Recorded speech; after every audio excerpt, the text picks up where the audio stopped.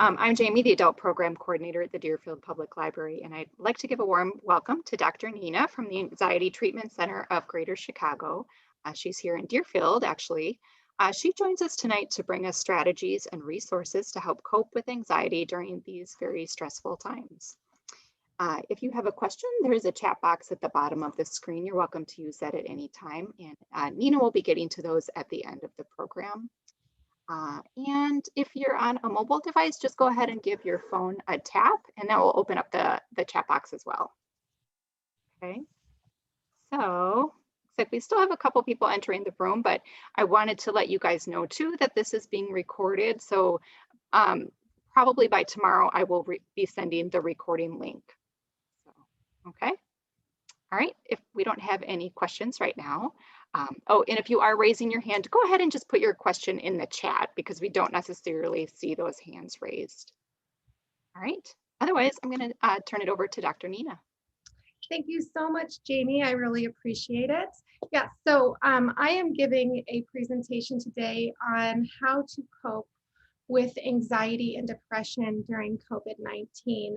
And I'm really happy to be here talking about this. So why don't we jump right in? And I thought I would start with giving a little bit of information just on pre-existing anxiety and depression prior to COVID, because I think it's useful to have that framework. So what do we know about anxiety in general? Anxiety is the most common mental health condition in the US. And 1 out of 5 adults struggle with an anxiety disorder each year, and 1 in 4 children. And even though anxiety is considered a very treatable condition, only about 1/3 of people who actually experience anxiety obtain the treatment for it. So, and then I wanted to talk about some things that we know about anxiety. So we call them the 4 U's of anxiety. So we know that certain types of situations drive up our anxiety. And those are situations that are unfamiliar, that are uncertain, that are unpredictable, and are uncontrollable. And that makes a lot of sense, right? If something's unpredictable, we don't know what's going to happen, and then our anxiety can increase. If something is outside of our control, that makes us feel uncomfortable again, and our anxiety can increase. If something's unfamiliar, we haven't experienced it before, we don't have a lot of information to guide our decisions and kind of predict what's going to happen. So again, that drives our anxiety up. So it makes sense then that COVID is new, and it kind of meets all of these criteria and has all the elements of alarm. And so it makes sense that this new situation would increase our anxiety. And then pre-existing depression. So depression is also common, right?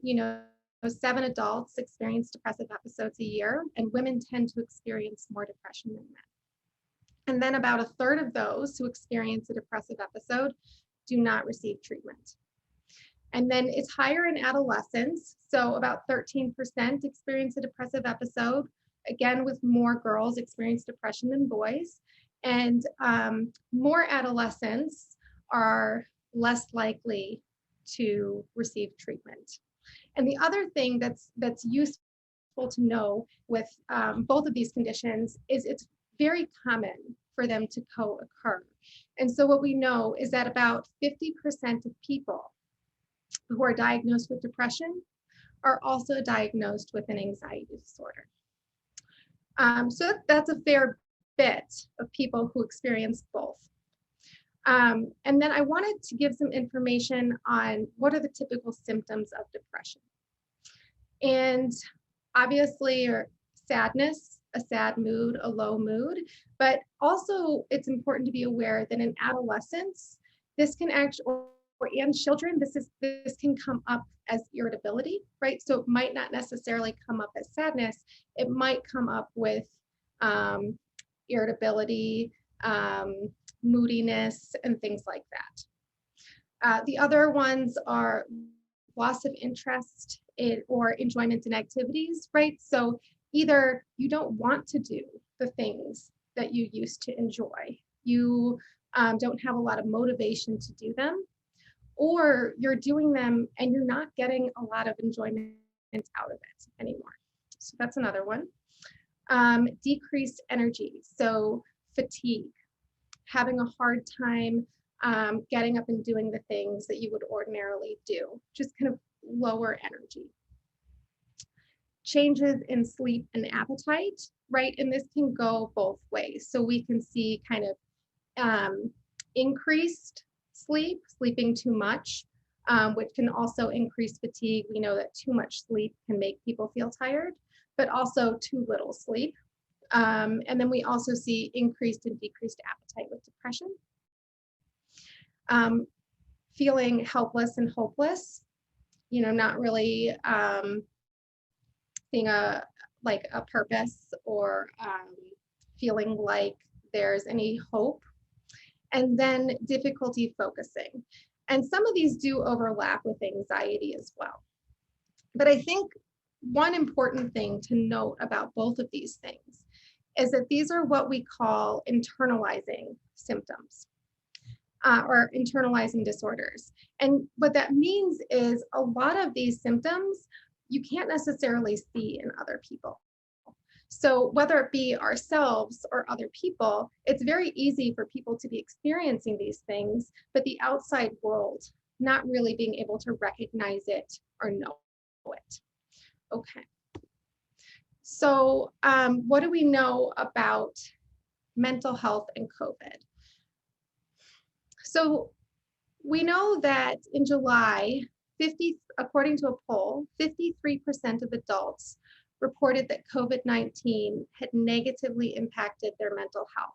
And I think it's also important to note that in March, that was 32%.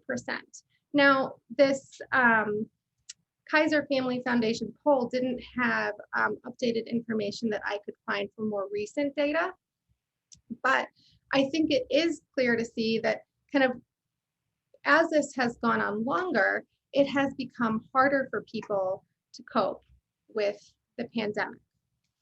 And just some information on common distress reactions, and you'll probably see some overlap with the depression symptoms, is changes in sleep and appetite, isolation, lower energy, feeling helpless and hopeless, increased substance use, increased worry, and difficulty concentrating. And we also know that people are needing more support. One city reported an increase in their crisis hotline in calls by about 8,000%. So we know that people are needing support and they're needing skills. So that's all the background information I'm going to give. And the reason I'm bringing all of this up is to give information and not to have a doom and gloom attitude, because there actually is really, really good news. There are a lot of things that you can do to support yourself right now. And this slide is the first one. So as a result of the pandemic, there are a lot of things that truly are outside of our control. And you can look at the chart, kind of look at some examples. But starting to use some of the things that we talk about today first results in needing to let some of these things go first. And the reason that is, it's a skill called acceptance. And this really kind of focuses on the idea that there are things in all of our lives, even outside of COVID, that we just don't have control over. And what research has found is that when we pay attention to these things and we focus on these things and we ruminate on these things, is that we end up feeling really stuck, and we end up suffering and feeling miserable.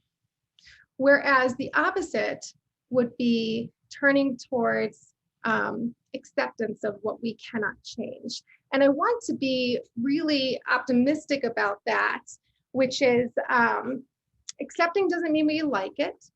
Accepting doesn't mean we want it. Accepting doesn't mean it's going to be this way forever. It just means this has happened. This is my current reality. And by accepting it, we're actually able to move forward. We're able to get unstuck and produce some change in our lives. So it's kind of, I use the analogy of, and I think this might be relevant with the snow outside, but if you've ever gotten stuck in the snow or gotten stuck in the mud. And I don't know about your first reaction, but mine and a lot of people's is to hit the gas a little bit harder. And then when you don't get unstuck, you hit the gas harder. And you spin your wheels, and then pretty soon, the hole that you're in is way deeper than it was when you initially got stuck. And it is when you say, okay, I'm not getting out of here alone. I'm stuck. And accept that fact. And you call your friend with a truck, call AAA, call someone for a ride, get out of the car, and if someone stops by and helps you guys push it out. But that is when we are able to start producing change. And so what I ask people to do is first, this whole presentation is going to be focusing on things that we can control. So I'm going to go on to the next slide with that. Okay, so what can we control? The first thing is limiting news coverage. So one of the things that we know about reading too much news is that it can actually increase our sense of threat. And it can actually trigger anxiety and stress. And it can become a bit cyclical, because if we are reading a lot of news and then we're feeling anxious, our instinct is then to say, I want more information on this. And then so we read more news, but our sense of anxiety often goes up. And there's actually some research to support this.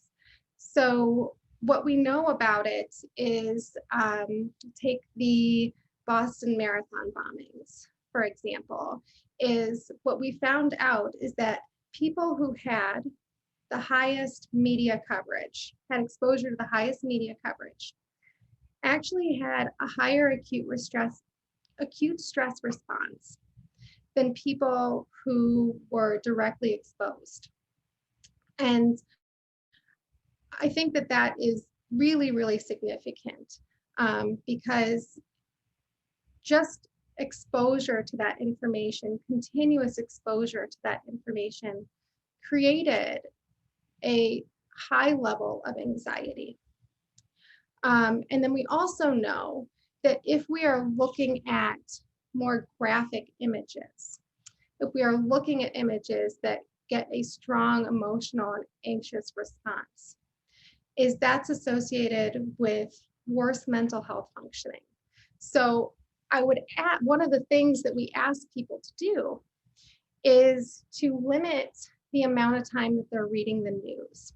And in a couple of ways is, I think one of the things that's really hard is we all have our phones and we have them on us all the time. And so if we have a break at work, or if we have a moment to ourselves, or we wake up in the morning, one of our first instincts is to get on our phone, whether that be social media or news. But it's easy because it's super accessible to us right now.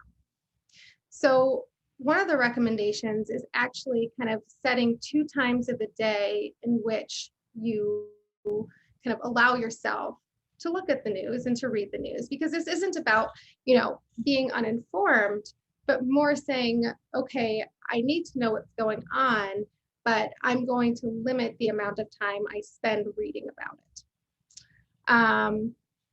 And so limit it to 2 times a day, and then about 15 minutes a day.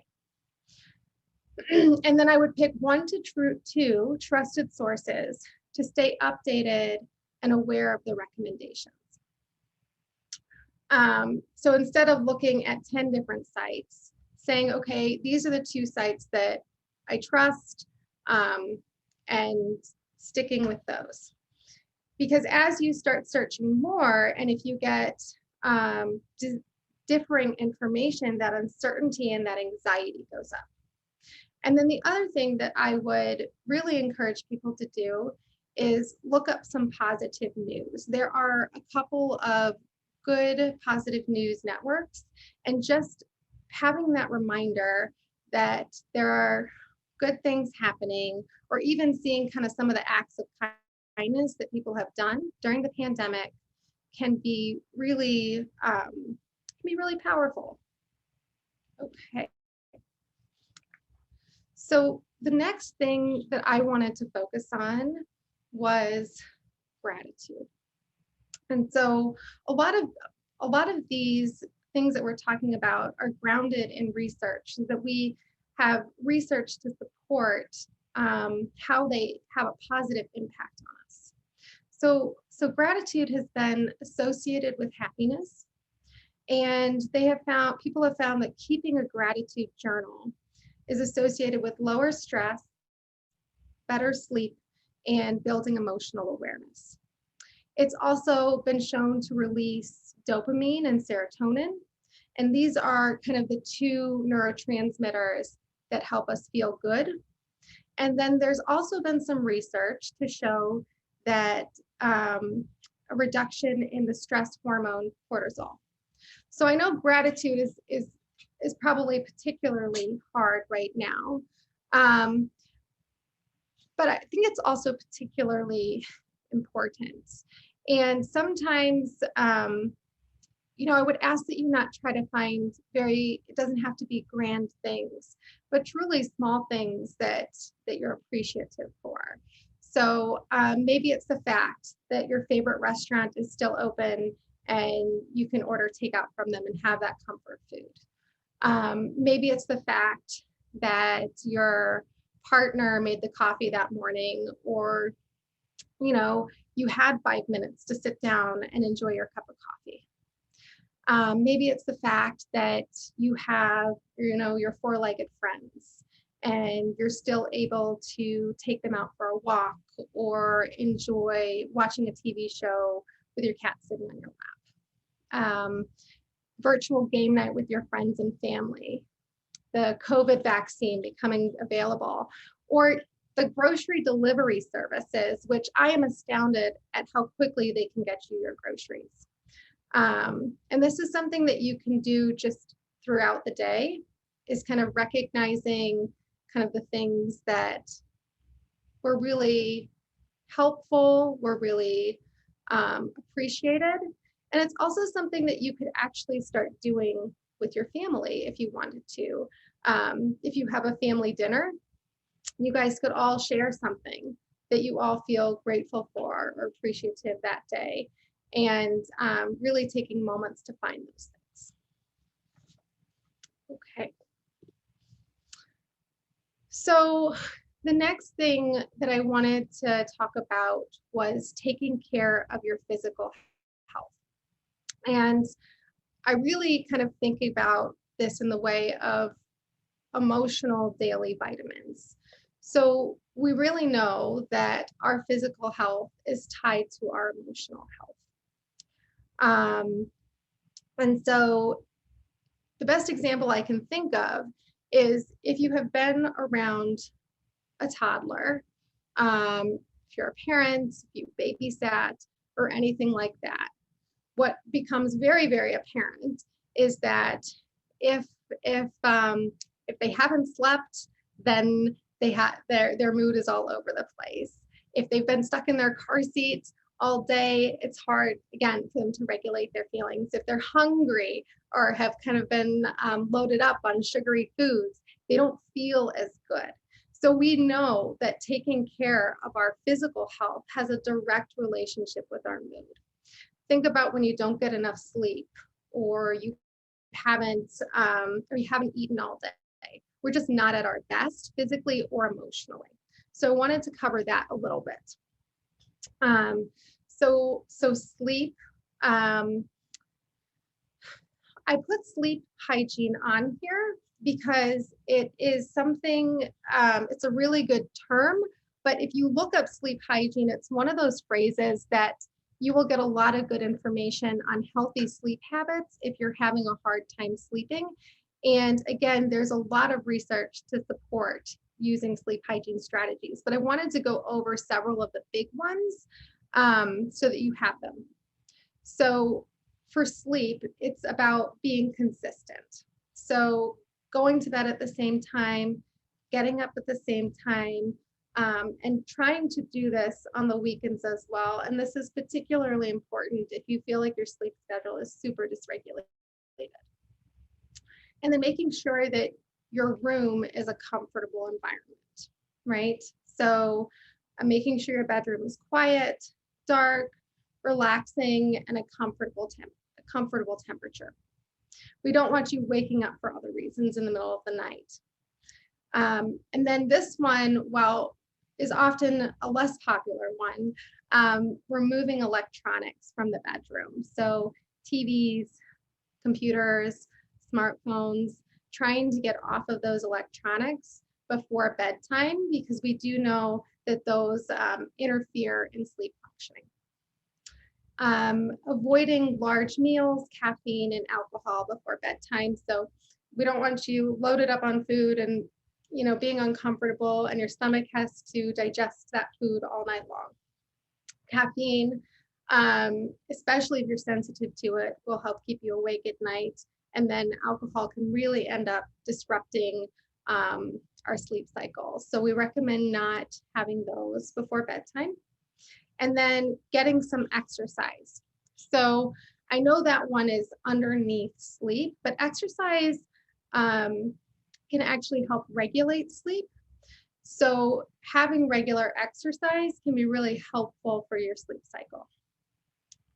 People do recommend not doing it right before bedtime, but trying to get some sort of exercise during the day. So moving on to exercise. What we know about exercise is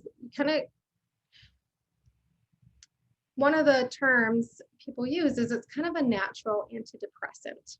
So people who exercise tend to have fewer symptoms of anxiety and depression, and it releases endorphins, which is a natural mood booster.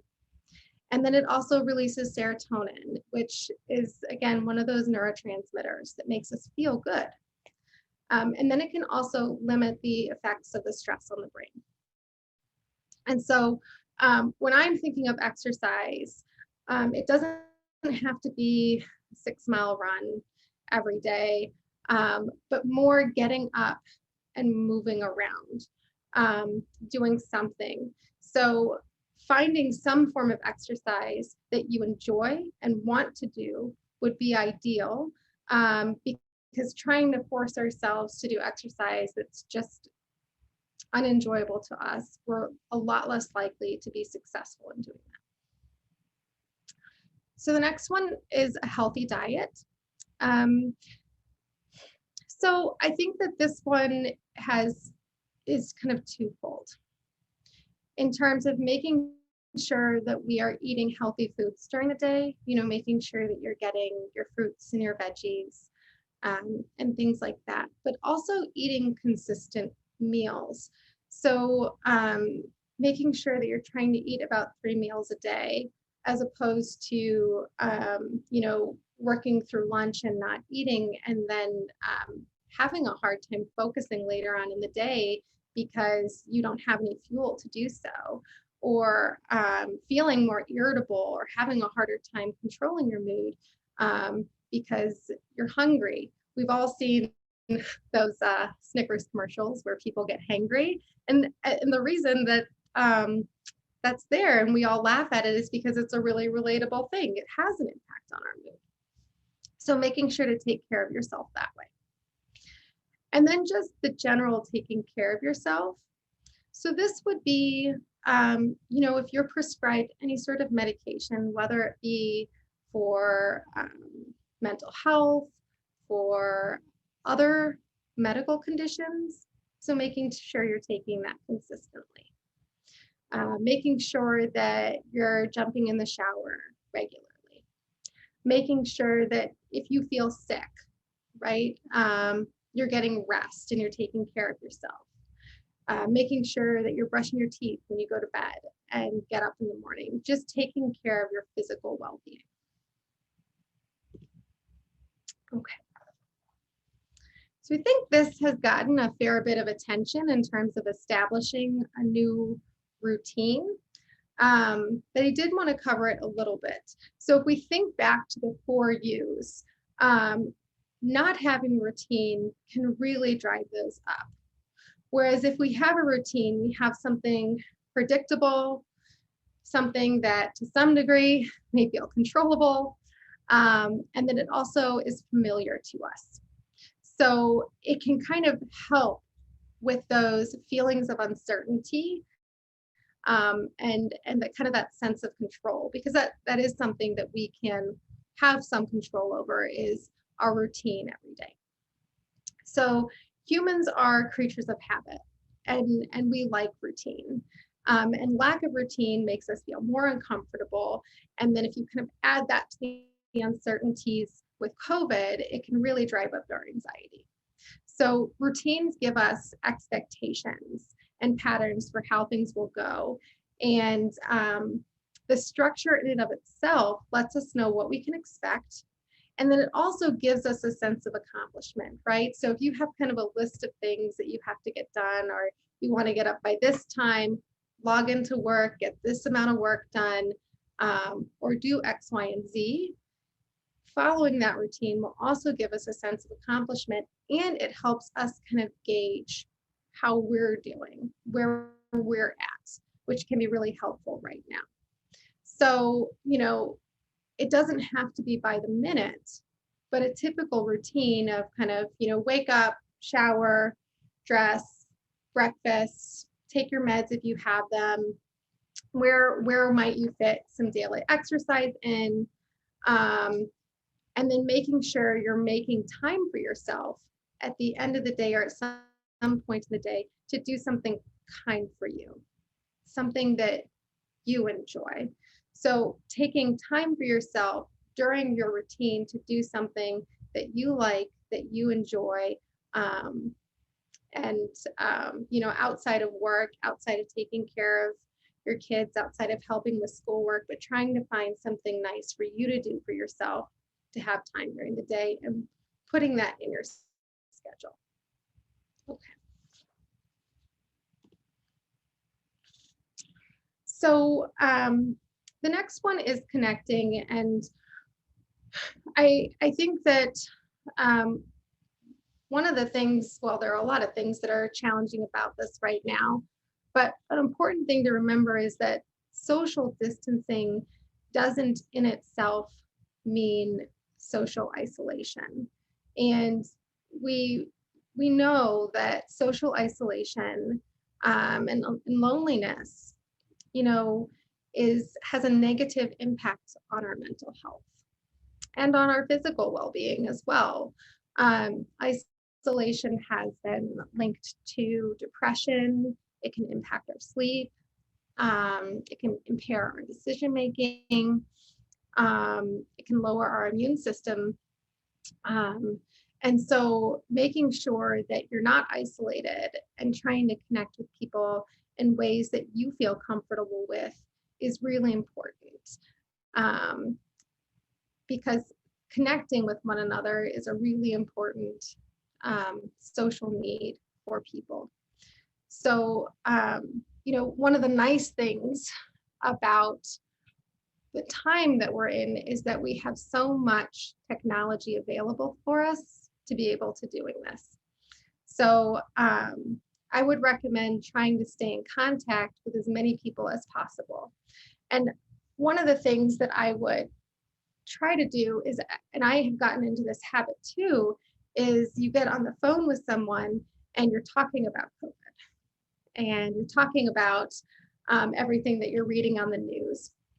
And I think that's a really, really valuable thing to do, but then also making time to talk about other things.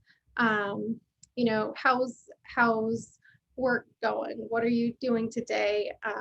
What things people have been up to during the pandemic, and trying to connect through those things. Making time for things that you would otherwise be doing. So if you regularly have attended church, trying to stay connected and join church online. And then trying to do things with one another. I think a lot of us might feel a bit talked out. You know, you're talking with someone, but you feel like you're running out of things to say. And one of the things that has been valuable is actually doing something with someone, even if it's virtually, right? Like having that virtual game night or joining a book club and talking about it. You know, getting on the phone with a friend and FaceTiming and cooking dinner together, but really kind of engaging in an activity together. Or socially connecting with your pets, which might seem like an odd thing to think about, but engaging with your pets, taking them for walks, snuggling with them, doing those types of things, because that is also a way to connect with others. And then I think that there's something else that's important to be aware of is right now, everybody has different levels of comfort with socializing. And it can be really uncomfortable when someone else's comfort level is different from yours. And so one of the things that is really important is, one, to stick with what you're comfortable with. Follow the guidelines and do what you're comfortable with in terms of socializing, and being willing to let others know what you're comfortable with and what you're not comfortable with. And sometimes I think we might feel a bit of a social pressure, but being able to respect what we want in terms of socializing, making sure we feel safe, which sometimes can be a hard thing to do, is also very valuable.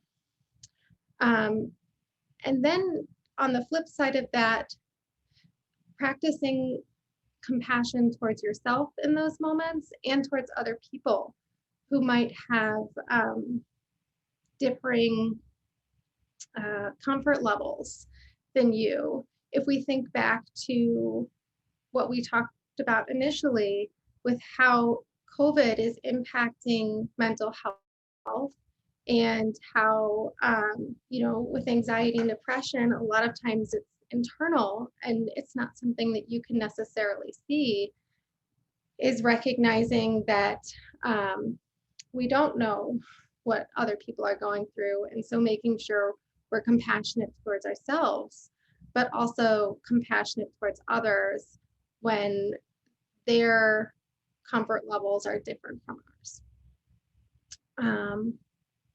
And then another aspect of this, which this is kind of in general, when we do kind things for others, so small acts of kindness. And this is a way of connecting with others. But when we do good things, we also feel good about ourselves. So maybe it's not about even physically doing something good for someone else. Maybe it's being on the phone and offering support. And showing other people's kindness can be really valuable for the other person, but it also can be really valuable for us. Okay, mindfulness. I love this picture because I just feel like it explains it so perfectly. So you can see there's a person walking and there's a dog walking, and the person's mind is full of all sorts of things. Maybe what they didn't get done at work that day, maybe what they're worried about tomorrow, maybe maybe they didn't get the laundry done. I'm seeing those socks there. Maybe they're thinking about what they recently read in the news. Maybe they're thinking about a vacation they had to cancel because they had thought COVID would no longer be going on. And then the dog, which is just the image of the trees and the sun. And it's such a perfect depiction of what mindfulness is. But truly, mindfulness is just staying in the present moment in a non-judgmental way, which sounds very, very easy to do. But it can actually be something that's quite challenging and something that requires a lot of effort. So when you go out and try this, what I would ask you to do is to be patient with yourself, because it's something that a lot of people aren't used to doing. So what we know about mindfulness is regular practice of mindfulness can actually decrease anxiety, which makes sense, because if one of the symptoms of anxiety is rumination and worry and kind of things spinning in our head over and over and over again, it would also make sense that if we effortfully and purposefully turn our attention to what's going on right now, that we feel better in those moments, because our mind isn't filled with those things. And so what I find myself doing, and I think a lot of people find themselves doing, is functioning a bit on autopilot, right? Is you're going through the motions of doing things. We have all these other things going on in our brain. And so one of the things that I would recommend is trying to set some time aside every day to do an activity mindfully. So maybe it's mindfully take your lunch break, and instead of working through lunch, really sit down and take the time to be fully present while you're eating, and whether you're listening to music or just enjoying your food, being fully present on that. Maybe it's taking time to be mindful in your social interactions. I'm guilty of this too, where I can't tell you if I'm interacting with someone. Well, maybe this was more pre-COVID. You're interacting someone, maybe it's someone in your home, and you're having a conversation, but you or the other person is on the phone texting someone else or doing something else. So taking time to be mindful, or setting time to have, just pay attention to the one thing that you're doing at that moment, whether it's a conversation you're having with someone, unplugging for 30 minutes, or maybe even the enjoyable activities that you take time to do every day, is maybe being mindful during those, so that those worries or those thoughts or whatever's going on in your head doesn't interfere in your ability to enjoy yourself. Oh, and then there's one other thing that I wanted to mention about mindfulness. I always forget this. So another way to use it is to be mindful of how you're feeling internally. And I think this is really valuable, because a lot of times if we don't know how we're feeling, then we don't know what our needs are, right? So if we're not paying attention or mindful of the fact of, hey, I haven't eaten all day and I have this headache and I'm grumpy and it's hard for me to focus. If we're going through the motions and aren't mindful of our own internal needs and our emotions that day, it's hard to meet our needs. So being mindful of, this is a more stressful day for me. I probably need some time to myself to relax, or I need to do an enjoyable activity, or, you know, on today's lunch break, I actually need to take a lunch break. Helps us kind of guide our decisions so we can best support ourselves. Okay, so flow. This is some research that came out during COVID, which I thought was really, really interesting. But what is flow? So there was a researcher and they were looking at when you become completely absorbed in activity or task.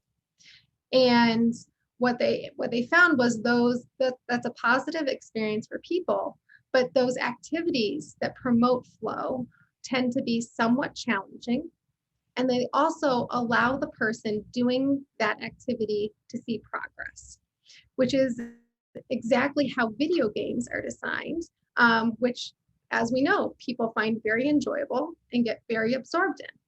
But one of the most exciting things that I was reading about this is that when we engage in activities that create what they call flow, that we become completely absorbed in, is they found that people during the pandemic, when they experienced this sense of flow, is they felt nearly as good as individuals not in quarantine.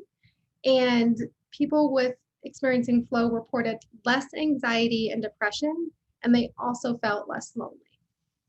And so what I would encourage everybody to do is find an activity, and this is going to be different for everybody, but it kind of meets that criteria. It's somewhat challenging. It's something that you have to put some effort in. Maybe it's learning a new skill. Maybe it's music. Maybe it's taking a cooking class or trying a new recipe. And then something that you can actually see your progress in. So another example would be playing sports or painting or learning a musical instrument. And it can be a number of other things, but finding an activity like that can be a protective factor. So making sure you're giving yourself the time to do something like that. And then if you're interested in reading that article, I did put it there. The link is there. Okay. So, and then when to seek professional help. So I do want to take some time with this because I think it is really, really important. So if you're noticing that the anxiety and depression is starting to interfere in your functioning, so if you're having a hard time getting out of bed, or you can't get out of bed, or if you're so worried at work that you can't do your work, or you're so preoccupied with the pandemic that when you log off of work that you're not able to do any other activities, that making meals is a struggle. So if you are having a hard time functioning related to anxiety and depression, if you are trying these strategies and they're not effective, or if doing these things on your own are too difficult, you just can't bring yourself to do them, they don't make sense, they're too hard, if it's just too much of a struggle to do them, then that would be a reason to. If you're feeling hopeless or having self-harm thoughts, or if you're feeling isolated and alone and you don't feel like you have any support, or the support you have, you don't feel like anybody understands what you're going through. And then if you've had a pre-existing mental health condition and you've made a lot of progress, but with the recent stressors, you're not able to maintain it. And what's also really useful to know is telehealth for therapy services is widely available. Many people are doing it. And so I don't want that to be a barrier for people seeking support. There's one last thing that I wanted to go over before we did questions today. So I found this a while back and I had never heard of it. It's called COVID Coach. But it actually has the majority of the skills that I went over today. And it's set up in terms of managing stress and finding resources. So if there's something specific that you're having a hard time with, it has a lot of wonderful resources. It has guided mindfulness and meditation on there. And then the other thing is it's completely free, and it allows you to track progress over time. It even has I was looking at it the other day, it has soothing sounds on there. So it has just a plethora of resources on it. And so it's a nice free tool that you can use that's specifically designed to help people with COVID. So I wanted to make sure people were aware of that.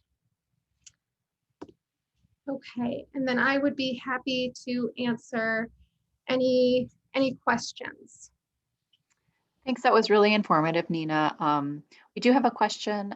This came in early in the presentation, so I might have missed what you were talking about at the time, but Laura's asking, do the 4 U's trigger depression in the same way that they trigger anxiety?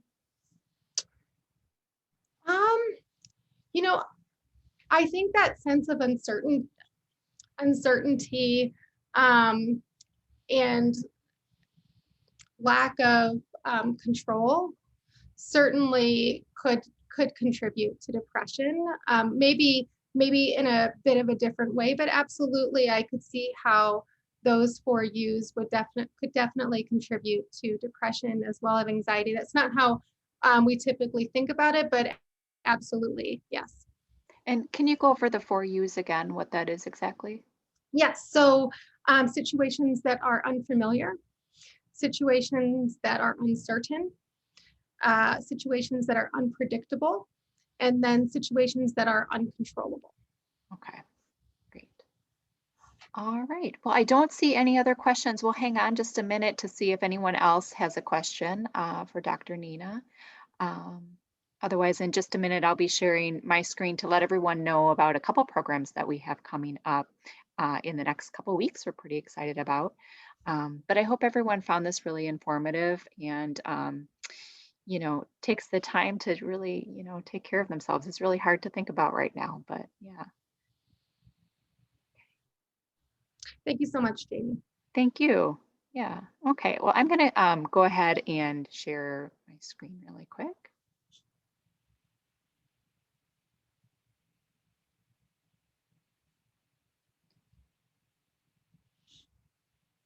All right. And Rhonda is asking, how does anxiety show up in kids? That's a really good question.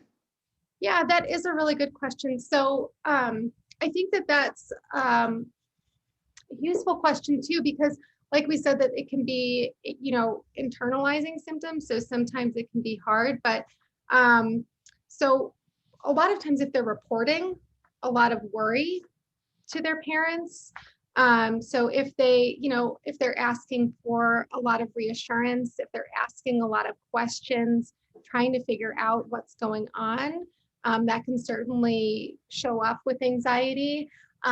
We oftentimes, especially with kids, we hear a lot of like physical symptoms of distress. So some kids will say that they have a stomach ache, or complain of headaches or other physical symptoms that they don't feel good, because anxiety, especially in kids, but in adults too, can cause physical symptoms. And then, it can be a lot of different things.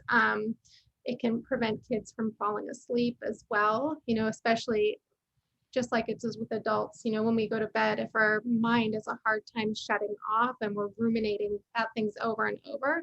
So I guess the advice that I would give is, if you see changes in your kids' habits or routines, is kind of following up with them about that, and trying to kind of talk with them about what's on their mind. Great. All right. Sounds good. Yeah. Thank you. This was great. Just so timely. And hopefully we will see kind of the light at the end of the tunnel sometime soon. Yep. we're really excited to have people back in the library at some point, but for now we're virtual, and we do have some great programs coming up. Valentine's program with Beth Horner. She's a wonderful storyteller. This should be really fun, something to lighten the mood. Some tragic stories, but some really humorous stories as well. That's just in time for Valentine's Day, February 11th at 6:30. There's space available there. And then we're doing a virtual screening and live director Q&A, The Long Shadow. That is free to view. If you register, you'll get the link for that. So that should be really interesting. You can ask the director some of your own questions. And then if you are a reader and looking for a really good book, A Little Gods by Meng Jing, the evening book discussion is coming up on February 15th. So we have space in that as well. All right. Well, Nina, thank you again. And hopefully we can be in touch and maybe do a program in person sometime. Oh, that would be wonderful. Thank you so much. All right. Well, thank you, everyone, and have a good night.